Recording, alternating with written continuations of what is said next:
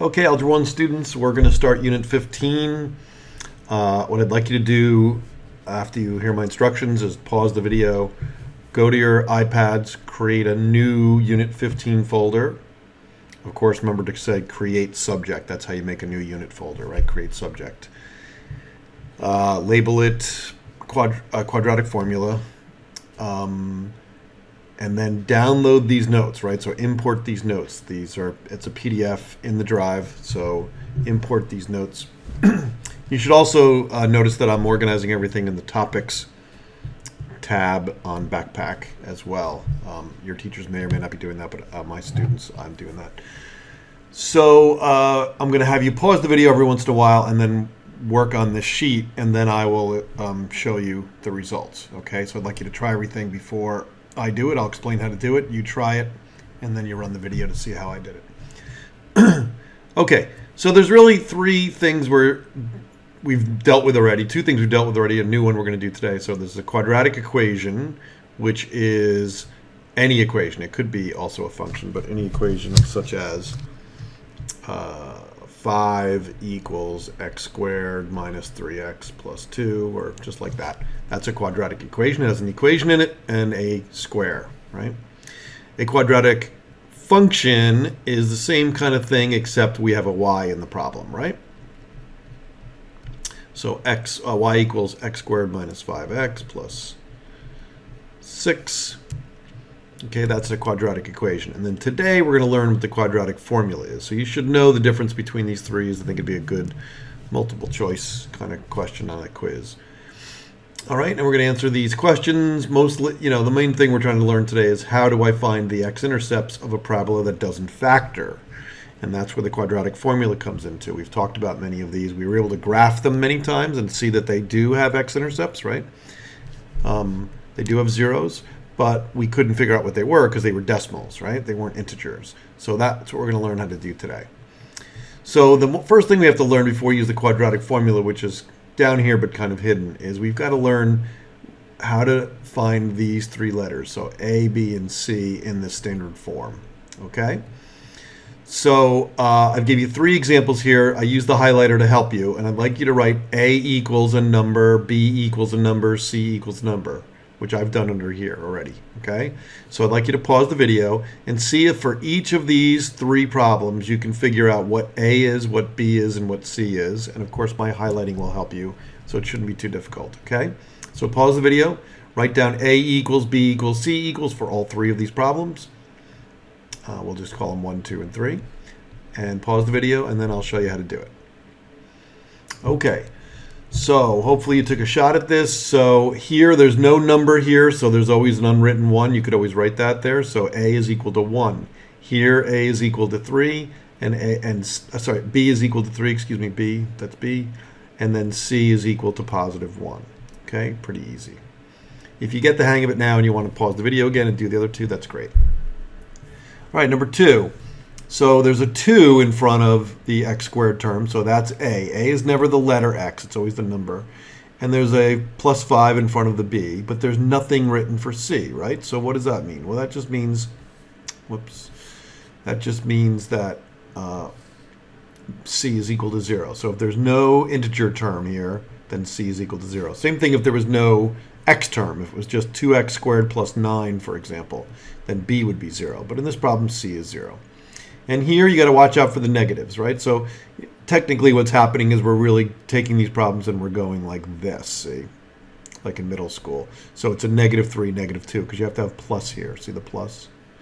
So you have to have plus here. All right, so the answer is A is 1, right? B is -3, and C is -2. You don't have to do the plus minus, but then just be careful. That's why I highlighted the number and the sign. Okay, and why do we need to know that? Because this is the quadratic formula. We call this for finding roots. We're going to use it to find the zeros, but roots are also for like in a quadratic equation with no y. So we're focusing right now on functions, but we can also use the quadratic formula to solve any quadratic equation. And when we do that, we call it roots. Okay, we're actually finding the zeros, but it's the same thing when we have a parabola. So we're looking for the x value of the zeros, and this plus minus is very important here. It's going to give us two answers, typically, or often it's going to give us two answers. And we expect two answers in many parabolas, right? Many of the parabolas we've dealt with, almost all of them have had either one or two answers, and that plus minus is going to provide us with two answers. Okay, so we're really going to get x equals a number or x equals some other number. Not every time, but many times. And then the other thing I just want to say about this formula is you may not see it written like this, but this is how everybody, all the Algebra 1 teachers at Bosco teach it. And we're going to talk about it because this is something special, and you'll probably figure it out before we even get to 15-2 when you do your homework tonight. Okay? All right. So let's go to the next page and actually try to use it. So what I did here, example 1, is I did a problem that was factorable so we can compare this method. We would never use this method, or we don't need to use this method for this problem here because this problem here is factorable. We're going to use it for problems that are not factorable, but I do want to show you that it does work whenever, even if it's a problem that you could factor. Okay? So, of course, the easy way, set y equal to 0. We often forget this, so I don't want you to forget this. So put the 0 equals, right? So we change y equals 0. Why do we do that? Because when we have a parabola and we're looking for, and I'm just making up points here where it hits the x-axis, right? So we're saying we want to find these points. Well, if you look on the y-axis, right? Look on the y-axis, that's where y is 0. That's -1, that's -2. But all along this line, all along the x-axis, y is equal to 0. So we're putting 0 in for y because I want to know what is x when that happens, right? So we plug 0 in for y, we factor it. I don't have to review this, you know how to factor already. There was no GCF, of course, just a regular factor. And then we take both of these factors and we set them equal to 0. I kind of skipped that step just to save space, but this is what we do, right? We do two problems here, right? And then we subtract 6 from both sides, and we add 1 to both sides. That's the last unit, so I'm just kind of going quick, and here's the answer. So a very easy problem. And of course, we can find the vertex and all the other points here. The vertex is halfway between these two, or I should say the x value of the vertex is halfway between these two zeros. You know how to do the rest of the problem, right? We're going to ask you to do that for homework tonight. Okay, now just to show you the quadratic formula, it also will give us the same answers. It has to, okay? But it's a little more complicated, which is why we wouldn't normally use it for a problem like this. So let's read the instructions because we're going to do that in the next problem where you can't factor it. Okay, but on this problem, we should get the same answer. So identify A, B, and C, okay? So back up here, A is 1, B is +5, and C is -6, okay? So we just did that exercise on the other page. Number 2, plug it into the formula. All right, so plug it into the formula. So when I plug it in, I'm going to be very careful. I'm going to put negative. See, I'm just copying right here, right? I'm doing that, negative, okay? Then I'm going to put B, but I'm going to use a parentheses just to be safe. Whenever we do substitution, we've taught you all to do parentheses. And then I'm going to do plus or minus. And then I'm going to put the square root symbol, make sure it goes pretty far. We don't want to miss anything. And then I'm going to get B squared. That's why I use parentheses, because a lot of times this will turn positive if it was negative. It's not in this case, so it's not a problem. -4 times A. Now A was 1, so we really didn't need to write it, but I'm going to do it just for good habit. And C is -6. And I want to make sure this radical symbol goes all the way across and all over or divided by 2A. And A is 1. We got to go back here. A is 1 and B is 5. So I didn't fill it in right away. Okay? So I just filled in all the letters here. I could highlight it and show you to do it, but I think you can handle that. But be careful. Use the parentheses. And that's it. That's going to give us two numbers. Okay? Now the rest is just simplifying it. So x equals, we're going to simplify the first fraction here, -5/2, right? -5 or -2.5, right? Plus or minus the square root of, and then we're going to do this 25, right? 25. And then -4 times negative, you're not going to subtract this first, you're going to multiply. -6 times -4 is +24.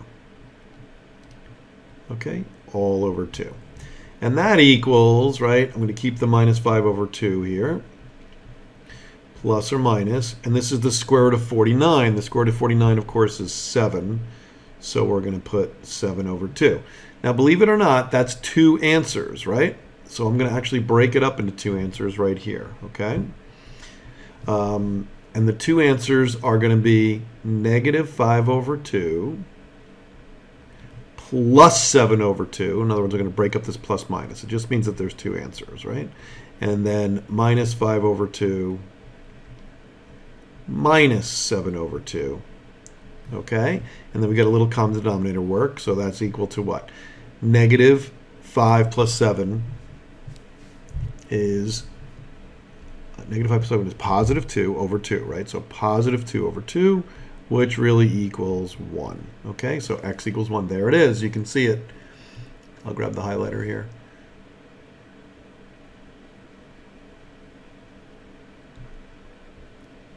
It takes a while sometimes for the highlighter, just like in class. Okay, so x equals 1, x equals 1. You see we got the same answer. Of course, this work all means the same thing, right? All of this equals 1. Okay, so the equals 1. And then let's go back and do this one. So this is x equals, now this is minus 5 minus 7, which is minus 12 over 2, right? It's minus 12 over 2. And of course, minus 12 over 2 is equal to minus 6. So you can see we got the same answer we got earlier. Oops, I wanted yellow. So we can see we get the same answer here. Okay? So it works the same way. Of course, that's much longer than factoring. So we always try to factor first. And then if we can't factor, we try the quadratic formula. All right, so let's see this problem, right? So this says find the zeros of, remember, we're not finding the x-intercepts, although it's related. We're just finding the zeros, right? The x values that make y 0. So find the zeros of this quadratic function. So we set y equal to 0, and we get a quadratic equation. We try to factor, and we can't. We can't think of two factors of 5 that subtract to 5, right? It won't happen. And if we look at the graph, too, you can see this sad face is telling you that's like 0.9, something like 0.9. I mean, I can't tell, but it looks like 0.9. And this looks like something like negative 5.9, which is probably pretty close to the real numbers. It just misses the 6. If you put this in Desmos right now, and feel free to do that, you'll see that it doesn't hit at 1 and negative 6. It's really close, but it doesn't quite hit there. So I'm expecting not to get a integer answer, but there is an answer, right? There are two zeros that are going to work. So I'm going to plug it in my formula just like before. So again, I've identified A, B, and C. Here's my formula right here. I'm just going to put the formula down here. And I'm going to say minus parentheses for B over 2A plus or minus the square root, just be real careful here, B squared, so I'm going to use parentheses squared, minus 4 parentheses parentheses. Most mistakes happen inside this square root, so be really careful here. So all I did is put a bunch of parentheses, and I'll take a different color here, purple, and we'll put B is equal to 5, right? So I'm going to put the 5 in there. A is equal to 1. That's going to go here and here, right? I'm not going to label all of them, but that's what I'm doing. See, I'm looking at them right here. There's my A's. There's an A over here too, right? Okay, and we have a small little typo here. This was supposed to be, it's fixed on yours, but this is supposed to be negative 5. So you won't notice any problem on your sheet, but it's supposed to be negative 5 for C. So, so C goes here. This is negative 5. Okay, I'm just looking at the formula. There's where C is, right? Okay, and then B is 5. And that's it. Okay, now a big mistake people are going to make, as I may have or may not mentioned earlier, you always want to bring this x down and the equal sign down. Don't forget them, okay? So it's going to be x equals, and then this is negative 5 over 2, plus or minus, very important, the square root of, I'm going to do this all in one shot just to save us a little space. So it's going to be 25, but this is positive 20. So negative 4 times negative 5. PEMDAS says to do multiplication first. Negative 4 times negative 5 is positive 20. So it's 25 plus 20. 25 plus 20. All over 2. Okay? Now, there's really not a lot we can do with this. We will break it into 2, and we can get a single fraction rather than two fractions. So basically, I'm going to take negative 5. They have a common denominator of 2, and I'm going to do plus square root of 45 all over 2. Okay, and for the other one, I'm going to do x equals negative 5 over 2 minus, right? One is plus, one is minus. See? Maybe I'll highlight it to help you see that, because I know this part's a little confusing.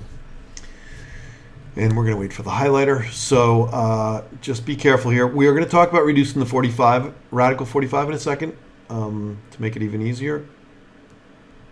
But I can do that afterwards. So that's the plus, and then this is the minus. See? So plus, oh, no, that's the wrong spot. Sorry. And then this is the minus. See? So plus and minus. Oh, and I didn't mean to do 5 over 2, so let me just redo this. Because I'm making a common denominator. So what I meant to say is minus 5, the numerator, minus square root of 45, all over 2, just to make a single fraction. Okay? Now, we can do with the square root of 45 is fine. We know what that is, so I'll go over here, up here in the upper left-hand corner where there's some room. So the square root of 45, we know how to simplify this, is equal to the square root of 9 times the square root of 5. Okay? And the square root of 9, of course, is 3, so it's 3 radical 5. So I can replace these with 3 radical 5. I'm going to just erase it and do it because of my space. You could just make another line. So I'm just going to say, well, that's really 3 radical 5. And it's possible, it's possible it may reduce. For example, if this was a 3 and that was a 3 and this was a 3, all the 3's could reduce, right? So you'd have to GCF it, but that's possible. And I'm just going to erase this one too because it's the same thing. Minus 3 radical 5. Okay, and that's your answer in radical form. So if they say, they didn't say here, find the zeros, if they said something like in simplest radical form, in simplest radical form, which is often what we use, okay, then this is the answer and we're done, right? But we also could get a decimal here, right? So let's put this in your calculators. Now, unfortunately, at home, I don't have the graphing calculator. So you're just going to have to trust me on this, but you can put it in your graphing calculator. And then if you want to pause right now and try that, if you have your graphing calculator, if you want to go to a website that has a graphing calculator, that's fine. So pause the video and do that. Okay, so after you put in your calculator, you're going to figure out that this first one is 0.854. We'll kind of round it to the thousands place just to show you all the decimal places. But probably we would just say 0.9, and it depends on the question. So if they said round to the 10th place, then it would be x equals 0.9, right? Which is kind of what we estimated. And this one, if you plug this in your calculator, you're going to get 5.854, which would round to about 5.9 if we round to the 10th place. Both of which we kind of figure, oh, sorry, negative. This one's negative. My apologies. Negative, right? Negative. Minus makes it even more negative. Divided by 2, negative 5.9 roughly. And that's exactly what I guessed. Not exactly, but the rounded answer is exactly what we guessed here by just looking at the graph.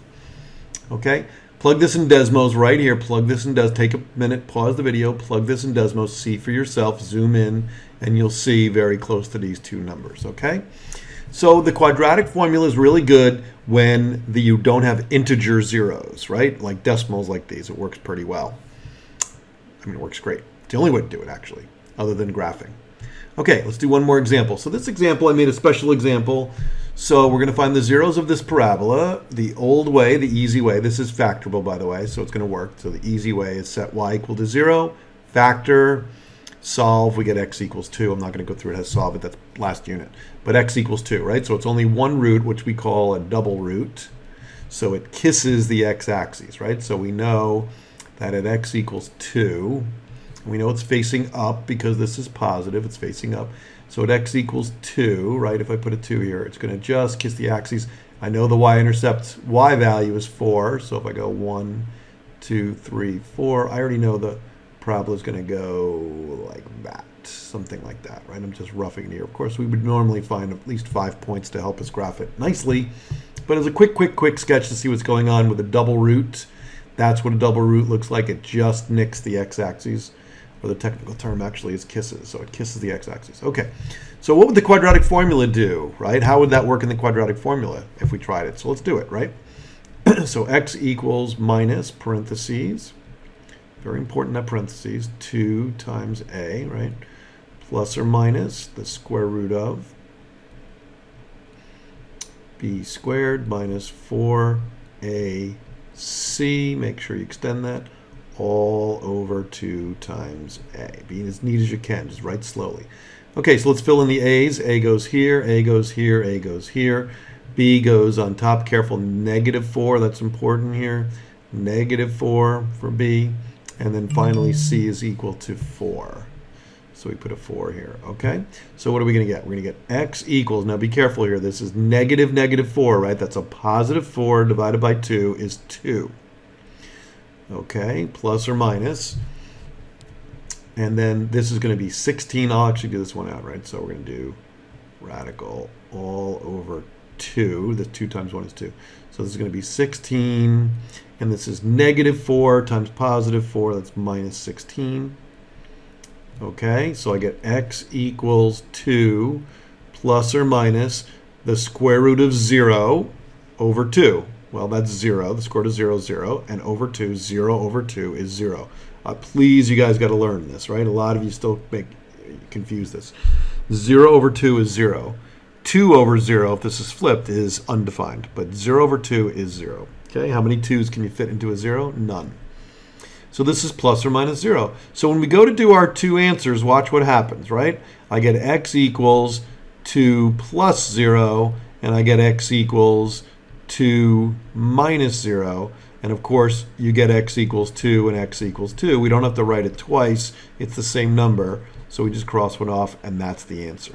And that's exactly what we got up here. So you can see the quadratic formula handles that well because the radical becomes 0. It's stuff inside the radical symbol here becomes 0. That's what happens when you have a double root. Okay, and then in your homework, you're going to explore 3 different things. You're going to explore similar problems to what we just did here. So use these examples. And you're going to explore what happens when it doesn't touch the x-axis, and we'll see what happens with the quadratic formula. Okay? Also, try to figure out what this number 2 here is, or in this problem here, right, what this -5 over 2 is, because that's something very common, very useful to us. Okay? And both these problems, they were the same. So see if you can figure that out, work on the homework, and then we'll talk after that.